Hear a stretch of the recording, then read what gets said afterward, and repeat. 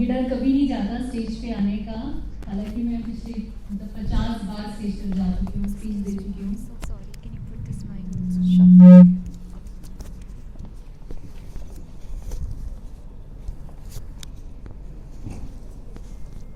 हाँ जी, तो मैं बोल रही थी कि मैं 50 बार स्टेज पर जा चुकी हूँ, बोल चुकी हूँ, लेकिन फिर भी वो जो एक डर है और जो थोड़ी सी झिझक होती है वो रहती है। एक बार शुरू हो जाऊँ तो फिर मुझे कोई रोक नहीं सकता। तो सबसे पहले मैं आप सबको एक सीक्रेट बताना चाहती हूँ। क्या कोई गेस कर सकता है कि मैं क्या बोलने वाली हूँ? मैं आपको ये बताने वाली हूँ कि मैं हमेशा से इतनी खूबसूरत नहीं थी। ये होने में मुझे टाइम लगा और आज मुझे लगता है मैं बहुत खूबसूरत हूँ। मुझे अपने चेहरे में बहुत पॉजिटिविटी दिखती है और जब रोज़ सुबह मैं अपना चेहरा देखती हूँ तो मुझे अच्छा फील होता है। तो पर कोई इस सब तक आने में किसी का हाथ था पीछे। तो साल 2009 की बात है। क्योंकि मैं बताना चाहूँगी मैं बचपन से थोड़ी एम्बिशियस थी। मुझे बहुत पढ़ना लिखना था, कुछ करना था, कुछ ऐसा करना था कि लोग मुझे याद करें, समथिंग डिफरेंट। और जहाँ मैं रहती थी वहाँ पर लड़कियों को ज़्यादा पढ़ने लिखने के लिए बाहर नहीं भेजा जाता था। उन्हें उनके सपने पूरे करने की आज़ादी नहीं थी। खैर, लेकिन मुझे हवा के रुख से अलग चलना पसंद था और मैं एक दिन अपना घर छोड़कर निकल गई। साल 2009 में मैं जॉब कर रही थी। मैंने जो घर छोड़ा वो साल 2007 की बात है। और फिर मैंने MBA में एडमिशन ले लिया क्योंकि मेरा सपना था कि किसी अच्छी कंपनी में मुझे काम करना है। और वो सपना मुझे लेकर चला गया पानीपत और वहाँ पर मैंने MBA में एडमिशन ले लिया। As a student counsellor job भी कर रही थी क्योंकि अपना खर्चा भी चलाना था। पर वहाँ पर कुछ ऐसी चीज़ें हुई जो मेरे साथ एसिड अटैक होने की वजह बनी। तो जो मेरा कॉलीग था, प्रोफेशनली बॉस था, वो अननेसेसरी मुझ पर थोड़ा सा ज़्यादा ध्यान देना और थोड़ा हर चीज़ में मुझे रोकना, फ़ोन पर बात करने से रोकना, ये सारी चीज़ें चल रही थी। तो मैंने उसके खिलाफ़ आवाज़ उठाई। और एक दिन जब मैं अपने ऑफिस से शाम 6 बजे जा रही थी तो मैंने देखा कि सामने एक लड़का मुंह पर रुमाल बांधकर खड़ा है, कवर किया हुआ है उसने अपना फेस। और जैसे ही मैंने उसकी तरफ देखा, उसने एक भरा हुआ एसिड का ग्लास मेरे चेहरे पर डाल दिया। उससे पहले पता नहीं था कि एसिड क्या होता है, मैंने कभी सुना भी नहीं था कि ऐसा कुछ होता है पर उस टाइम दिमाग ने काम नहीं किया और बहुत डर गई, बहुत ज़्यादा। मतलब समझ नहीं आया क्या करूं। और फिर वहाँ से एक सेकंड के लिए लगा कि सब कुछ ख़त्म हो गया। लेकिन एक्चुअल में सब कुछ ख़त्म नहीं हुआ था। वहाँ से एक नई शुरुआत हुई थी। शुरुआत क्या कि कौन मेरे बहुत क्लोज़ हैं, कौन दूर हैं, कौन मेरी परवाह करते हैं, किनको मुझसे प्यार है, उन सबको पहचानने की, असली ज़िंदगी क्या है उसको जानने की। तो स्ट्रगल बहुत ही ज़्यादा चैलेंजिंग था कि जैसे मतलब ये सिर्फ मेरे साथ नहीं, जितने भी एसिड अटैक सर्वाइवर्स हैं सबके ये मोस्टली स्ट्रगल होते हैं। मेडिकल ट्रीटमेंट होता है कि बहुत महंगा मेडिकल ट्रीटमेंट होता है, लाखों रुपए की एक सर्जरी होती है और एवरेजली हर सर्वाइवर को मैं बोलूँगी कि 15 से 20 सर्जरी करानी पड़ती हैं, कोई कॉम्पनसेशन नहीं मिलता है। मेरे केस में भी 4 साल तक पुलिस कभी मेरे स्टेटमेंट रिकॉर्ड करने नहीं आई क्योंकि वो लोग काफ़ी इन्फ्लुएंशियल थे, उन्होंने मेरे केस को भी दबा दिया था। फॉर्चुनेटली जब ऐसा लगने लगा ज़िंदगी में सब खत्म हो गया और थोड़ी सी निराश हो गई मैं, तो तब एक कहते हैं ना कि जब एकदम अंधेरा हो जाता है तो तब कहीं से एक उम्मीद की किरण दिखती है। और उस उम्मीद की किरण को पहचानने में मैंने भी थोड़ा टाइम लगाया कि मैंने कॉम्पनसेशन के लिए, क्योंकि मैं फाइनेंशियली स्ट्रांग नहीं थी, बहुत वीक थी, डिसेबिलिटी हो चुकी थी, एक आंख से देख नहीं पाती थी, दूसरी आंख में भी थोड़ा विजन बचा था और पर इस आंख को सरवाइव करना था, हज़ारों रुपए महीने का खर्चा था, बहुत सारी चीज़ें थी। अपने आप को उतना मजबूर कभी नहीं पाया था कि मतलब, क्योंकि जब घर से गई देखने में अच्छी थी, जल्दी जॉब मिल गई, सपने पूरे करने थे, पर ज़िंदगी ने रुख बदल दिया। अब जब मैं वापस आई तो मैं ऐसी जगह पर थी कि जहाँ पर कॉन्फिडेंस बिल्कुल डाउन हो चुका था, जहाँ पर बहुत स्ट्रगल था इलाज के लिए, सरवाइव करने के लिए, दवाइयाँ थी। तो मेरे सामने सिर्फ मैं कहूँगी कि 2 ऑप्शन थे, या तो मैं घर में बैठी रहूँ, और मैं सोचती रहूं कि कोई मेरी मदद करने आएगा या मेरी ज़िंदगी ऐसे ही बीत जाएगी या फिर कुछ करूं, तो तब मैंने सोचा कि ऐसा नहीं हो सकता। मैं वो तो नहीं हूं जो हार मान जाऊं, मैं वो तो नहीं हूं कि जिसकी कहानी सिर्फ ये हो सकती है। जब सबको लगा कि मेरी कहानी का दी एंड है, तब मेरी कहानी शुरुआत हुई। मतलब पिक्चर अभी बाकी थी, तो वो पिक्चर जो है वो मुझे खुद डायरेक्ट करनी थी, मुझे खुद बनानी थी। तो वहाँ से शुरुआत हुई और फिर मैंने अपनी बिफोर आफ्टर फोटोग्राफ्स एक कॉम्पनसेशन के लिए स्टेट अथॉरिटीज़ को भेजी। वहाँ से जो मेरी फ़ोटो है वो उन्होंने देखी और उनको लगा पहली बार कि किसी के साथ इतना बुरा हुआ और उसके केस में आज तक कुछ नहीं हुआ। वो लड़की क्या फील करती होगी, उसके दिल में कितनी आग होगी, क्यों उसको कभी जस्टिस के लिए किसी ने बात ही नहीं की है, वो कैसी होगी। तो उनके दिमाग में बहुत सारे सवाल थे। नेक्स्ट मॉर्निंग मेरे पास सुबह कॉल आता है कि आपकी हमें ऐसे ऐसे केस मिला है, आप आकर अपनी स्टेटमेंट देना चाहेंगे। तब भी मैं बहुत थोड़ी सी डिमोटिवेट थी कि कुछ तो होगा नहीं। उन्होंने कहा आप आओ एक बार मुझसे मिलो, और मैं वहाँ पर गई और मैंने अपनी स्टेटमेंट दी। तो वहाँ से शुरुआत हुई, मेरा केस रिस्टोर हुआ, उन सब लोगों को अरेस्ट किया गया। तो पहली बार ऐसा लगा कि किसी की छोटी सी वजह मेरे केस को खुलवा दिया। मुझे ज़िंदगी जीने का मकसद मिल गया कि अच्छा मैं भी वर्क करती हूँ, अब मुझे लड़ाई करनी है, मुझे उन लोगों को सज़ा दिलवानी है जिन्होंने मेरे साथ ऐसा किया है। तो खैर तब से वो लड़ाई कंटिन्यू है। आज 15 साल हो गए, आज भी मेरी लीगल बैटल चल रही है। जिन लोगों ने मुझे दबाने की कोशिश की थी वो लोग आज मेरे पीछे पीछे हाथ जोड़कर घूमते हैं कि आप सेटलमेंट कर लो, हम आपको पैसा देंगे खूब, लेकिन आप सेटलमेंट कर लो हमसे, क्योंकि कहीं ना कहीं उनको डर है कि शायद उनको सज़ा मिल जाए। और मुझे पूरा यकीन है, मतलब मेरी एक चीज़ है जो मुझे लगता है कि मैं बहुत पॉजिटिव रहती हूँ, मुझे लगता है कि जस्टिस तो मुझे मिलेगा। तो उन्होंने कहा कि हम रास्ता बहुत लंबा कर देंगे। मेरा कहना था कि आप कितना भी लंबा कर दो, आओगे तो आप उसी पॉइंट पर। तो खैर पिछले 15 साल से मैं अपना केस लड़ रही हूँ और होपफुली इंशाल्लाह मुझे जस्टिस मिलेगा, मुझे उम्मीद है। तो बताने की कोशिश ये है कि कैसे उन चीफ जुडिशियल मैजिस्ट्रेट ने मेरे केस में एक छोटी सी शुरुआत की और 15 साल तक मैं अपनी लीगल बैटल लड़ रही हूँ। मतलब 15 साल तक वो लोग परेशान हो रहे हैं। तो ये है मेरी कहानी। इसके बाद फिर भी कुछ ऐसी चीज़ें थी क्योंकि चेहरा अब पहले जैसा नहीं रहा था, स्ट्रगल थे, चेहरा खोल कर चलना, लोगों की नज़रें थी ना वो तीर की तरह चुभती थी कि किस तरह से देख रहे हैं मुझे लोग। लेकिन फिर लगा कि देखो आप एक बार ऐसे देखोगे, 2 बार ऐसे देखोगे, फिर शायद आपको वो जानने की ज़रूरत है कि ये सोसाइटी का ही पार्ट है। और फिर मैं चेहरा खोल कर चलने लगी। कभी कभी ऐसा होता था कि जो मेरी फैमिली है वो भी कहती थी चेहरा ढक लो, पर मैं क्यों ढकूं चेहरा, मुझे चेहरा नहीं ढकना है ना, चेहरा उनको छुपाना चाहिए जिन्होंने मेरे साथ ऐसा किया।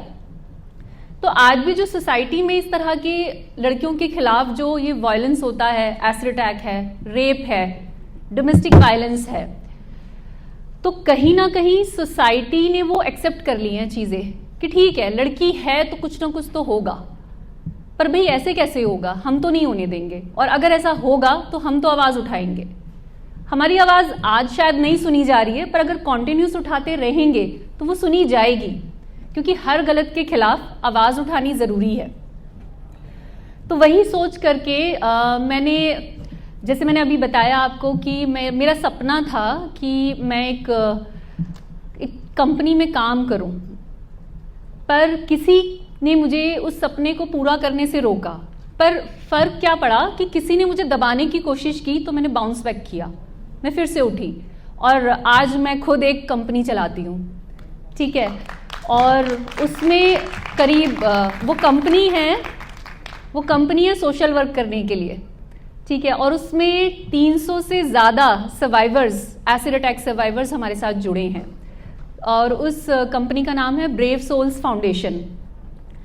तो बहुत सारे लोग जुड़े जो शायद मुझसे भी बहुत बुरे हाल में थे, और उनको ज़िंदगी में एक सहारा चाहिए था। तो मैं ये भी कहना चाहूँगी साथ में कि मैं बहुत फॉर्चुनेट हूँ, मैं अपने आप को बहुत लकी मानती हूँ। आपको शायद लगेगा कि मैं ऐसा क्यों सोच रही हूँ कि मैं तो एक आंख से देख नहीं सकती हूँ, पर मैं फॉर्चुनेट हूँ कि मैं दूसरी आंख से तो देख सकती हूँ, मुझे ठीक से सुनाई देता है, मैं चलती हूँ, मैं रोज़ अच्छे से तैयार होके जाती हूँ अपने लिए, ठीक है। तो मैं अपनी सारी चीज़ें पूरी कर रही हूँ और बहुत फॉर्चुनेट हूँ, और फॉर्चुनेट हूँ कि मुझे आज यहाँ पर आकर बोलने का मौका भी मिला।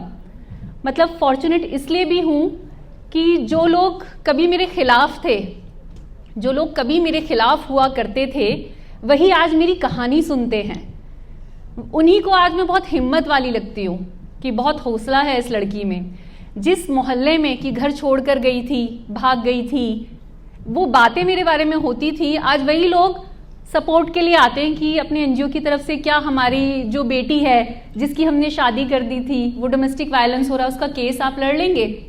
तो बदलाव कहाँ तक आया, और ये बदलाव चलता रहेगा, क्योंकि ब्रेव सोल्स फाउंडेशन जो संस्था है हमारी सोशल वर्क करने की, वो एक मूवमेंट है, एक चेंज है सोसाइटी में लाने के लिए, एक रेवोल्यूशन है, जिसमें कि हजारों लोग, अभी हम उन तक पहुंचे नहीं हैं, अभी हम सिर्फ कई सौ लोगों तक पहुंचे हैं, उन सबके सपने पूरे करने की कोशिश है।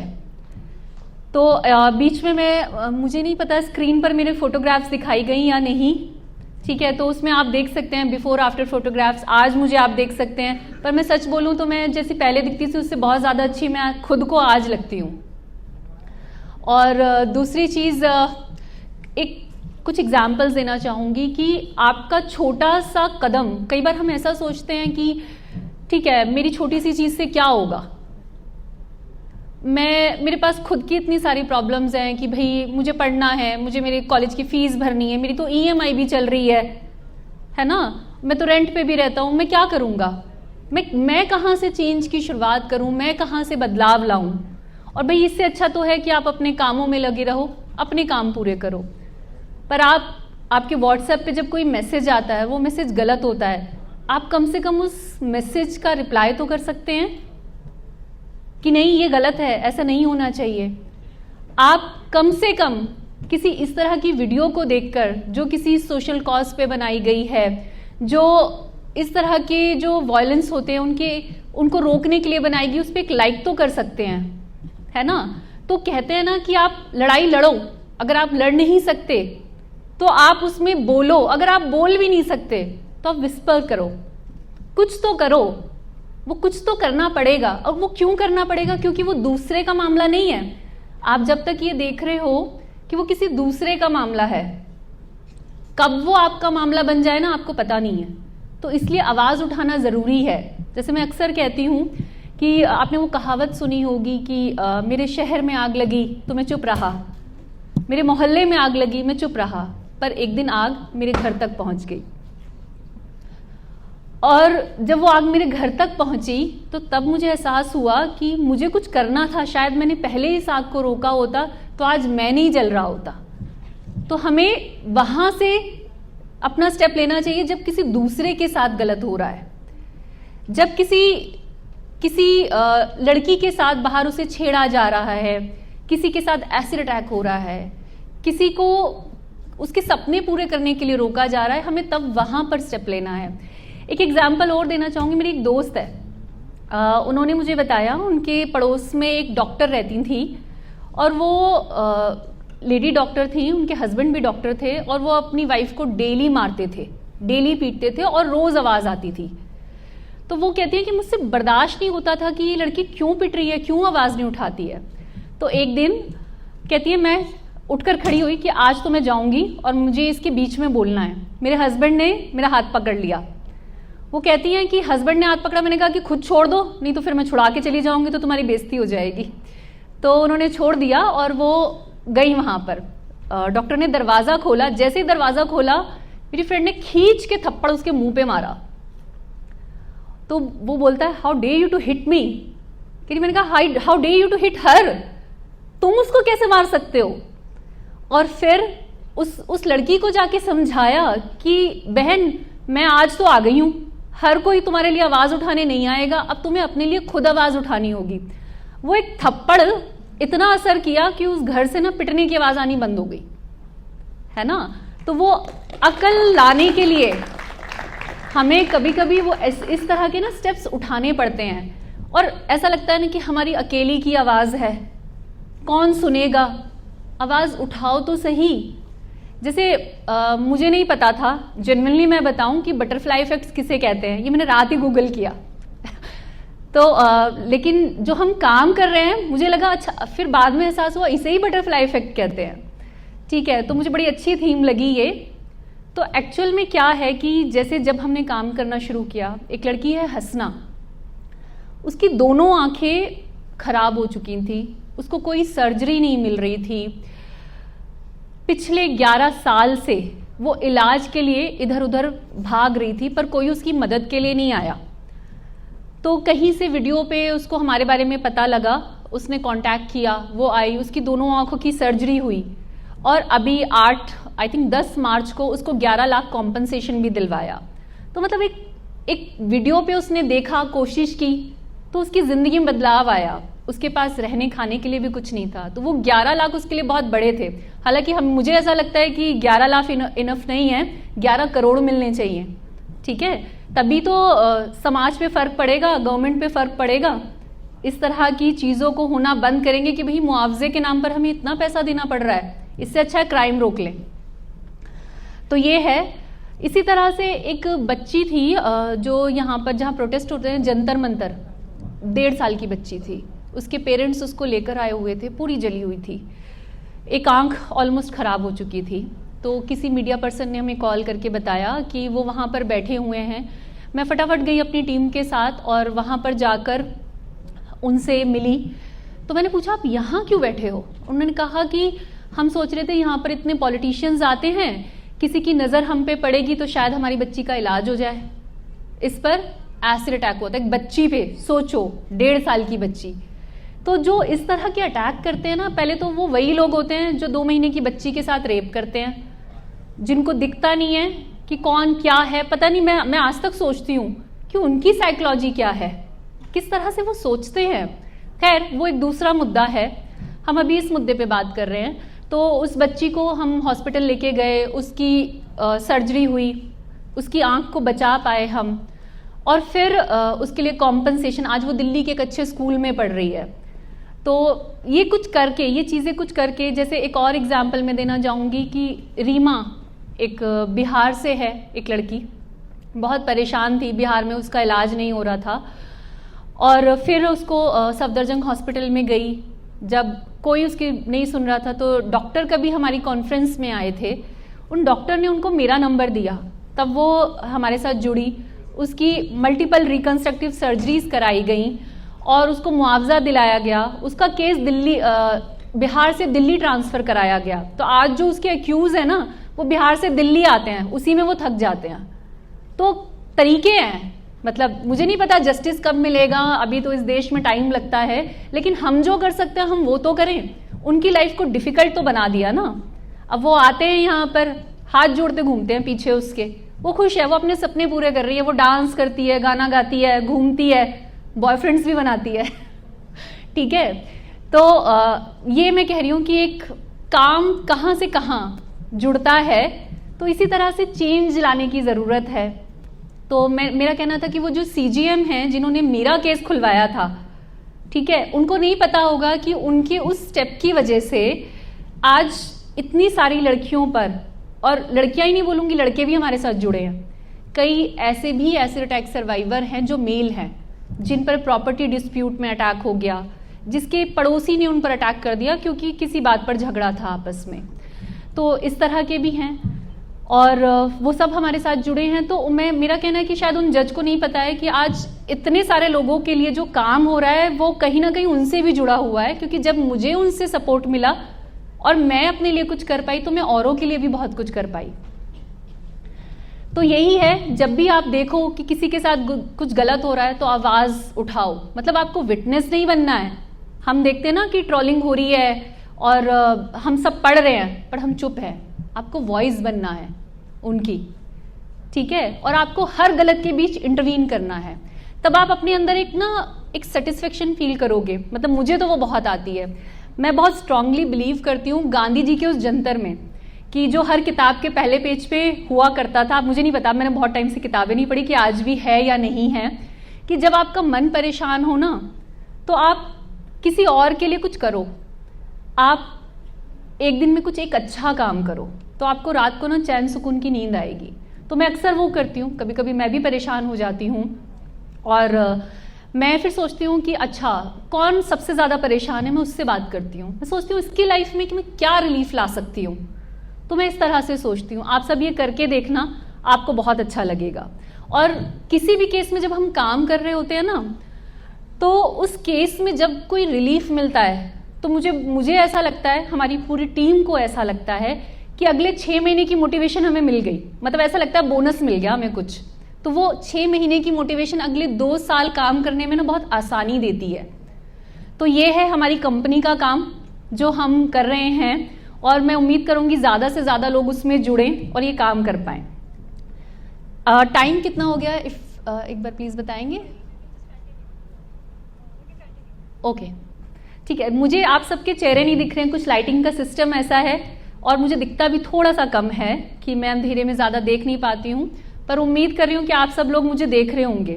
तो मैं आप सब लोगों से पूछना चाहती हूँ कि किस किस को मैं अच्छी लग रही हूँ यहाँ पे, हाथ उठाएंगे? Thank you. तो एक्चुअली मैं अच्छी लग नहीं रही हूँ, मैं अच्छी हूँ, ठीक है। तो अपने अंदर ना वो सेल्फ कॉन्फिडेंस रखो, मैं किसी से कम नहीं हूँ। मुझे खैर मेरी अभी तक शादी नहीं हुई है और मैं उस मोड में रहती हूँ, मैं कितने लड़कों को रिजेक्ट कर देती हूँ, ठीक है, क्योंकि मुझे ऐसा लगता है कि जो मुझसे शादी करेगा वो बहुत फॉर्चुनेट होगा, ठीक है। तो वो एक सपने पूरे करना अपने, मैं हर उस लड़की को सल्यूट करती हूँ जो बगावत करने की हिम्मत रखती है, जिसे अपने सपने पूरे करने हैं, जिसमें जुनून है। वो जुनून मुझ में बचपन से था। वो कहते हैं ना कि हर रूह को गुलामी पसंद नहीं होती, तो मुझे वो नहीं थी। मुझे मेरे घर वालों की भी नहीं पसंद आई, तो मैं घर छोड़कर चली गई। वहां पर जाकर कुछ हुआ गलत मेरे साथ, उसके खिलाफ आवाज उठाई, और फिर यहाँ आने के बाद आज मैं किसी से नहीं डरती और मैं उतनी हिम्मत रखती हूँ कि अगर मेरे खुद के घर में भी कुछ गलत हो रहा है ना, तो मैं उसके खिलाफ आवाज उठाऊंगी। और पता है डेस्टिनी कैसे चेंज लाई, जिनके सामने, मतलब मैंने जैसे बताया कि मेरे मोहल्ले के लोग मेरे पास आते हैं सपोर्ट के लिए, जिनकी नज़रों में मैं खटकती थी कि अरे इस लड़की ने तो बदनामी कर दी हमारे मोहल्ले की, भाग गई है ये घर से, इसका तो चेहरा ऐसा हो गया। जो मेरी कहानी जानना चाहते थे, आज वो मेरे बारे में पढ़ते हैं अखबारों में। तो वो चेंज आया, जहां पर मेरे घर वालों की नज़रों में मैं बिल्कुल गई गुजरी हो गई थी कि भाई ये तो चेहरा भी खत्म हो गया, अब तो शादी भी कैसे करेंगे इसकी, सब कुछ खत्म हो गया। आज वो मैं उनको अपने ओपिनियन देती हूँ, चाहे वो माने ना माने, वो आज भी एक स्ट्रगल है। अपने घर वालों को मनाना सबसे बड़ा स्ट्रगल होता है, पर मैं अपने ओपिनियन देती हूँ और वैल्यू भी होती है। तो वही मैं कह रही हूँ कि आप आवाज तो उठाओ। और एक चीज याद रखो, जब आप डरोगे ना तो लोग आपको और डराएंगे। दबाया उसे ही जाता है जो दबता है। अगर आपको दबाया जाए ना, आप और तेजी से उड़ो। जैसे वो एक और कहावत है कि मुझे उन्होंने जलाने की कोशिश की तो मैं आंधियां बन गई, मुझे उन्होंने दबाने की कोशिश की तो मैं और ऊंचा उठी। इसके साथ एक और लाइन जोड़ूंगी कि मैं तो घास हूं, मैं आपके हर किए धरे पे उगाऊंगी, आप मुझे रोक नहीं पाओगे। आपने मुझे उखाड़ कर फेंकने की कोशिश की, ठीक है, मुझे कुचल दिया, पर मैं खत्म नहीं हुई। वहां से एक नई और हरी और बढ़िया क्वालिटी की घास उग गई, ठीक है। तो वो मैं हूं, और वो लड़की है जो गलत के खिलाफ आवाज उठाना चाहती है। जब आप एक आवाज उठाते हो ना, तो वो एक आवाज दूसरे को हिम्मत देती है, तीसरे को, और इस तरह चेन बनती है ना। तो शायद इसे ही बटरफ्लाई इफेक्ट कहते हैं, ठीक है। तो हम सारी तितलियां हैं, ठीक है, हमें सिर्फ अपने पंख खिलाने हैं और एक हवा आएगी, और जो हवा इनजस्टिस को ले जाएगी, बुराइयों को ले जाएगी, ठीक है, और एक रेवोल्यूशन आएगा, एक चेंज आएगा। उस चेंज के लिए हम काम कर रहे हैं और आप सब भी काम करो, यही मैं कहना चाहती हूँ। और फिर भी अगर बीच में, मुझे पता है कि ऐसा क्वेश्चन आंसर सेशन नहीं होता है टेड टॉक में, लेकिन फिर भी अगर किसी का भी कोई सवाल है, कोई मुझसे कुछ कहना चाहता है, पूछना चाहता है, तो प्लीज पूछ लें अगर टाइम है तो।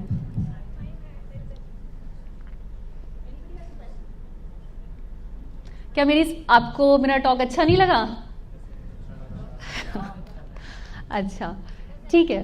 तो अगर कोई नहीं पूछना चाहता तो बस यही कहूँगी कि मैं ये सब बातें, अभी आप बहुत छोटे हैं, कॉलेज के स्टूडेंट्स हैं, आपकी अपनी परेशानियाँ हैं, पढ़ाई है, एग्ज़ाम है। हम हर बार सोचते हैं ना, काश मैं 2 मिनट पहले पहुँच गया होता, काश मैंने ये कर लिया होता, काश मैंने वो कर लिया होता तो शायद मैं आज यहाँ होता। वो काश की जगह नहीं होनी चाहिए, जो मन में हो वो कर दो।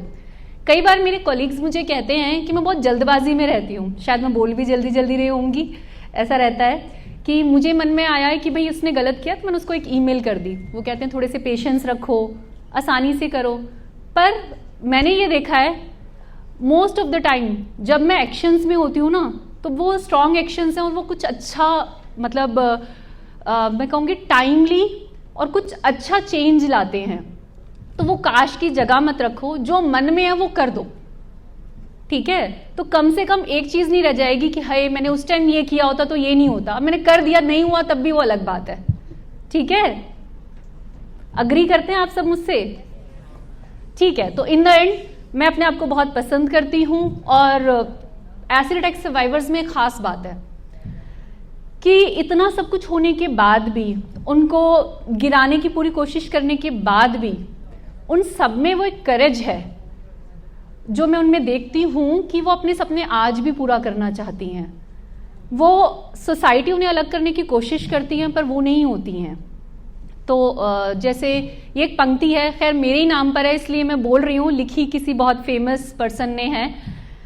मैं शाहीन हूँ, काम है परवाज मेरा, मेरे सामने आसमान और भी हैं। तो मैं नहीं झुकूंगी, मैं नहीं रुकूंगी, और मेरे साथ जितने लोग, जितनी सर्वाइवर्स जुड़ी हैं वो सब आगे बढ़ेंगी और अपने सपने पूरे करके रहेंगी, और हम उस मिशन में लगे हुए हैं और हम उनको जस्टिस दिला के रहेंगे। Thank you.